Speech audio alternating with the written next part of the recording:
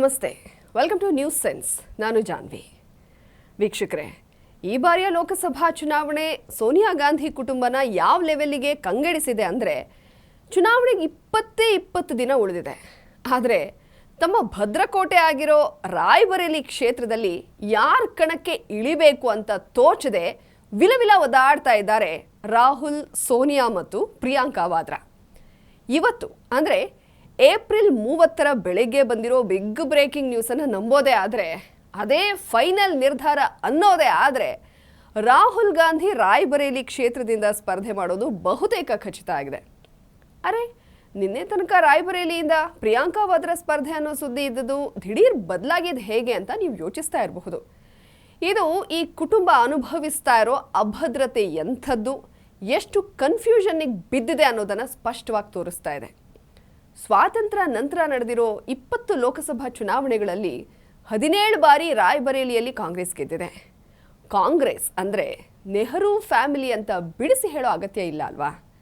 ಅಂಥ ಕ್ಷೇತ್ರದಲ್ಲಿ ಈಗ ಪ್ರಿಯಾಂಕಾ, ಸೋನಿಯಾ, ರಾಹುಲ್ 3 ಜನಕ್ಕೂ ಸ್ಪರ್ಧೆ ಮಾಡೋ ಕಾನ್ಫಿಡೆನ್ಸ್ ಇಲ್ಲವಾಗಿದೆ ಅಂದರೆ ಕಾಂಗ್ರೆಸ್ನ ಆತ್ಮವಿಶ್ವಾಸ ಯಾವ ಪ್ರಪಾತಕ್ಕೆ ಬಿದ್ದಿದೆ ಅಂತ ನೀವೇ ಯೋಚನೆ ಮಾಡಿ.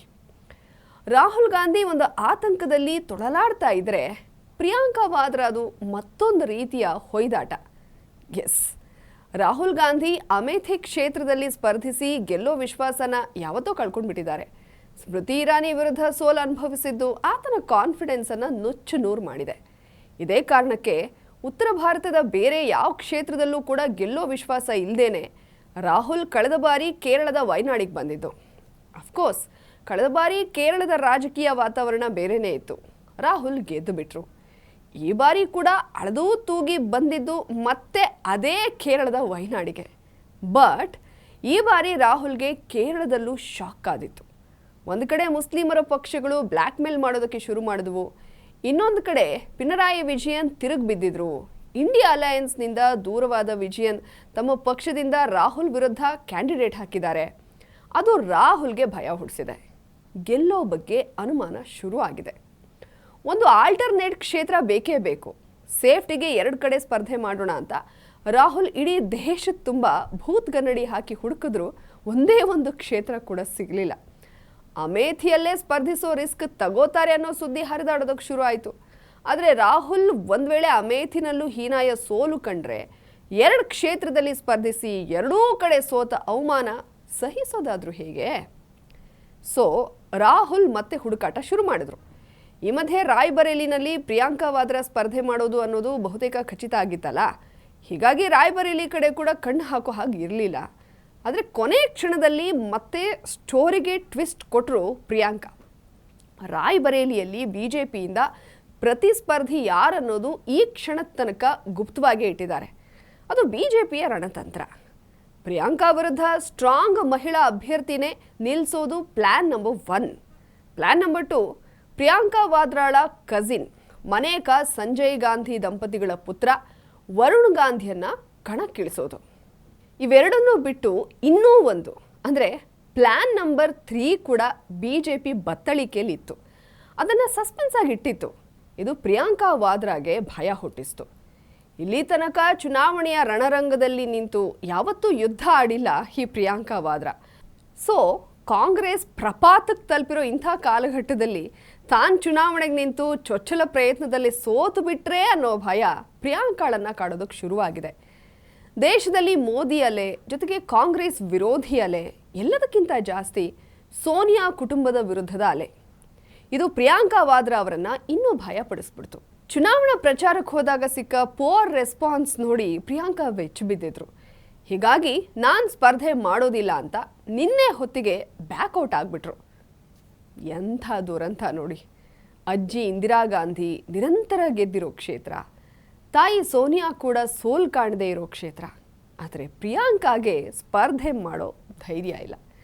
ಪ್ರಿಯಾಂಕಾ ಹಿಂದೆ ಸರಿತಾ ಇದ್ದ ಹಾಗೆ ಆ ಹರಕೆ ಕುರಿ ಪೀಠಕ್ಕೆ ರಾಹುಲ್ ಗಾಂಧಿಯವರನ್ನು ಕೂರಿಸಿದೆ ಕಾಂಗ್ರೆಸ್. ಇನ್ಫ್ಯಾಕ್ಟ್ ಖುದ್ದು ರಾಹುಲ್ ಗಾಂಧಿನೇ ಬಲಿಪೀಠಕ್ಕೆ ಬಂದು ಕೂತಿದ್ದಾರೆ. ಕೊನೆ ಕ್ಷಣದ ವರದಿ ನಿಜವೇ ಆದರೆ ರಾಹುಲ್ ಗಾಂಧಿ ರಾಯ್ಬರೇಲಿಯಿಂದ ಸ್ಪರ್ಧೆ ಮಾಡೋದು ಖಚಿತ. ದಟ್ ಮೀನ್ಸ್ ರಾಹುಲ್ ಗಾಂಧಿ ವಯನಾಡು ಮತ್ತು ರಾಯ್ಬರೇಲಿಯಿಂದ ಸ್ಪರ್ಧೆ ಮಾಡಲಿದ್ದಾರೆ. ವೀಕ್ಷಕರೇ, ನಿಮ್ಮ ಮಾಹಿತಿಗೆ ಚಿಕ್ಕದಾಗಿ ಹೇಳ್ಬಿಡ್ತೀನಿ. ರಾಯ್ಬರೇಲಿ ಇರೋದು ಉತ್ತರ ಪ್ರದೇಶದಲ್ಲಿ. ಇದು ಸುಮಾರು 70 ವರ್ಷದಿಂದ ಕಾಂಗ್ರೆಸ್ನ ಭದ್ರಕೋಟೆ. ಎಲ್ಲೋ ಒಂದೋ ಎರಡು ಬಾರಿ BJP ಮತ್ತು ಜನತಾ ಪಕ್ಷ ಇಲ್ಲಿ ಪವಾಡ ಮಾಡಿರೋದು ಬಿಟ್ಟರೆ ಮಿಕ್ಕಂತೆ ಇದು ಕಾಂಗ್ರೆಸ್ ಸಾಮ್ರಾಜ್ಯ. ಇನ್ನೂ ಸ್ಪೆಸಿಫಿಕ್ ಆಗಿ ಹೇಳೋದಾದರೆ ಇದು ಇಂದಿರಾ ಕುಟುಂಬದ ಕೋಟೆ. ಇಲ್ಲಿ 2 ಟರ್ಮ್ ಇಂದಿರಾ ಗಾಂಧಿಯ ಪತಿ ಫಿರೋಜ್ ಗಾಂಧಿ ಗೆದ್ದು ಸಂಸದರಾಗ್ತಾರೆ. ಇಂದಿರಾ ಗಾಂಧಿ ಅಂತೂ ಈ ಕ್ಷೇತ್ರದ ಪರ್ಮನೆಂಟ್ ಸಂಸದೆ. 1967, 1971, 1980 ಹೀಗೆ 3 ಟರ್ಮ್ ಭರ್ಜರಿ ಜಯ ಇಂದಿರಾ ಗಾಂಧಿಗೆ ಒಲ್ದಿತ್ತು. ಆ ನಂತರ ಇಲ್ಲಿ ಮತ್ತೆ ಆಳಿದ್ದು ಸೋನಿಯಾ ಗಾಂಧಿ.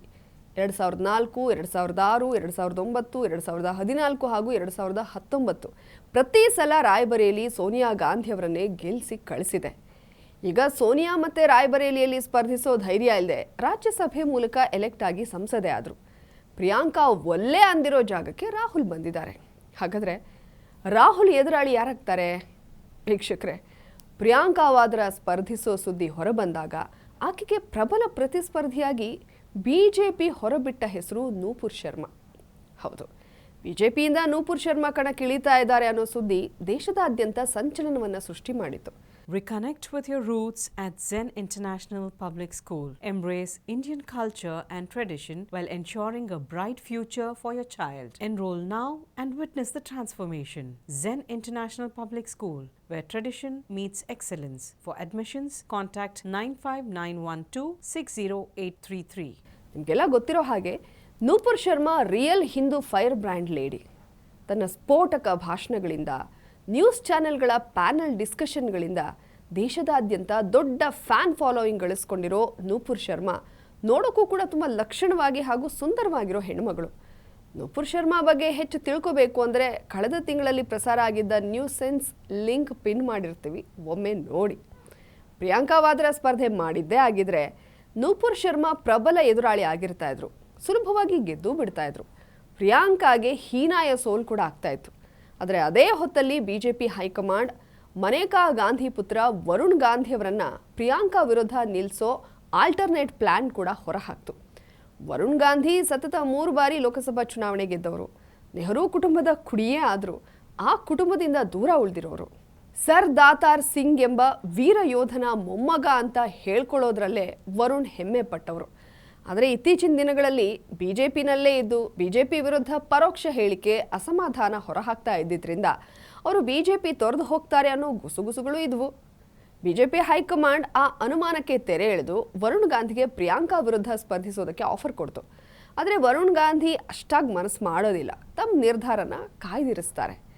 ನಾವಿದನ್ನು ವಿಶ್ಲೇಷಿಸೋದೇ ಆದರೆ ಪ್ರಿಯಾಂಕಾ ವಿರುದ್ಧ ಮಹಿಳಾ ಅಭ್ಯರ್ಥಿ, ಅದರಲ್ಲೂ ನೂಪುರ್ ಶರ್ಮಾ ಅವರೇ ಸೂಕ್ತ ಅಂತ ಹೇಳಬಹುದು. ಈಗ ರಾಹುಲ್ ಗಾಂಧಿ ಸ್ಪರ್ಧೆ ಮಾಡೋದು ಖಚಿತ ಆದರೆ BJP ರಾಹುಲ್ ವಿರುದ್ಧ ನೂಪುರ್ ಶರ್ಮಾ ಅವರನ್ನ ಕಣಕ್ಕಿಳಿಸುತ್ತಾ, ಅಥವಾ ದಾಯಾದಿಗಳ ಕದನ ಆಗಲಿ ಅಂತ ರಾಹುಲ್ ವಿರುದ್ಧ ಸ್ಪರ್ಧಿಸೋದಕ್ಕೆ ವರುಣ್ ಗಾಂಧಿಯ ಮನವೊಲಿಸುತ್ತಾ? ಇದು ಕುತೂಹಲ ಮೂಡಿಸಿದೆ. ಪ್ರಿಯಾಂಕಾ ವಿರುದ್ಧ ವರುಣ್ ಸ್ಪರ್ಧಿಸಿದ್ರೆ ಅಲ್ಲಿ ಪ್ರಿಯಾಂಕಾಗೆ ಎಡ್ಜ್ ಇರ್ತಾ ಇತ್ತು, ಅಡ್ವಾಂಟೇಜ್ ಆಗೋ ಚಾನ್ಸ್ ಇರ್ತಾ ಇತ್ತು ಮಹಿಳೆ ಅನ್ನೋ ಕಾರಣಕ್ಕೆ. ಅದೇ ಲೆಕ್ಕಾಚಾರದಲ್ಲಿ ನೋಡೋದಾದರೆ ರಾಹುಲ್ ವಿರುದ್ಧ ನೂಪುರ್ ಶರ್ಮಾ ಗೆಲ್ಲೋ ಸಾಧ್ಯತೆ ಹೆಚ್ಚು ಕಾಣುತ್ತೆ. ವರುಣ್ ಗಾಂಧಿ ಪಿಲಿಭಿಟ್ ಅಥವಾ ಸುಲ್ತಾನ್ ನಗರ್ ಕ್ಷೇತ್ರಗಳಲ್ಲಿ ಈಗಾಗಲೇ ಗೆದ್ದು ಪ್ರೂವ್ ಮಾಡಿರೋದ್ರಿಂದ ಅವೆರಡೂ ಕ್ಷೇತ್ರಗಳಲ್ಲಿ ಒಂದನ್ನು ಆಯ್ಕೆ ಮಾಡ್ಕೋಬಹುದು. ಮನೇಕಾ ಗಾಂಧಿ ಕೂಡ ಅವೆರಡು ಕ್ಷೇತ್ರಗಳಲ್ಲಿ ಒಂದಕ್ಕೆ ಸೆಟ್ಲ್ ಆಗಬಹುದು.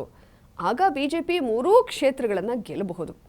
ಪ್ರತಿಸ್ಪರ್ಧಿ ವರುಣ್ ಆಗಲಿ, ನೂಪುರ್ ಶರ್ಮಾ ಆಗಲಿ, ಬೇರೆ ಯಾರೇ ಆಗಲಿ, ರಾಹುಲ್ ಗಾಂಧಿ ರಾಯ್ಬರೇಲಿಯಲ್ಲಿ ಗೆಲ್ಲಬೇಕು ಅಂದರೆ ಪವಾಡವೇ ನಡೀಬೇಕು. Let us see Rahul Gandhi ಸ್ಪರ್ಧಿಸೋದು ಖಚಿತನಾ ಅಂತ. ಹಾಗೆಯೇ ರಾಹುಲ್ ವಿರುದ್ಧ BJP ಯಾರನ್ನ ಕಣಕ್ಕಿಳಿಸುತ್ತೆ ಅಂತ ನಿಮ್ಮ ಅನಿಸಿಕೆ ಹಾಗೂ ಅಭಿಪ್ರಾಯಗಳನ್ನು ಕಮೆಂಟ್ ಬಾಕ್ಸ್ನಲ್ಲಿ ತಿಳಿಸಿ. ನ್ಯೂಸ್ ಸೆನ್ಸ್ ನಿಮಗೆ ಇಷ್ಟ ಆಗಿದ್ದರೆ ಲೈಕ್ ಮಾಡಿ, ಶೇರ್ ಮಾಡಿ. ನೀವಿನ್ನೂ ನಮ್ಮ TV ವಿಕ್ರಮ ಚಾನಲ್ಗೆ ಸಬ್ಸ್ಕ್ರೈಬ್ ಆಗಿಲ್ಲ ಅಂದರೆ ಈ ಕೂಡಲೇ ಸಬ್ಸ್ಕ್ರೈಬ್ ಆಗಿ. ಇದಾಗಿತ್ತು ಇವತ್ತಿನ ನ್ಯೂಸ್ ಸೆನ್ಸ್. ನೋಡ್ತಾ ಇರಿ TV ವಿಕ್ರಮ. ದೇಶ ನಿಮ್ಮ ಕೈಯಲ್ಲಿ, ಅಂದರೆ ನಮ್ಮೆಲ್ಲರ ಕೈಯಲ್ಲಿ. TV ವಿಕ್ರಮ, ದೇಶ ನಿಮ್ಮ ಕೈಯಲ್ಲಿ. ಈ ಕಾರ್ಯಕ್ರಮ ನಿಮಗೆ ಇಷ್ಟ ಆಗಿದ್ರೆ ಲೈಕ್ ಮಾಡಿ, ಶೇರ್ ಮಾಡಿ. TV ವಿಕ್ರಮದ ಕಾರ್ಯಕ್ರಮವನ್ನು ನಿರಂತರವಾಗಿ ವೀಕ್ಷಿಸಲು ಸಬ್ಸ್ಕ್ರೈಬ್ ಮಾಡಿ, ಬೆಲ್ ಬಟನ್ ಒತ್ತಿ.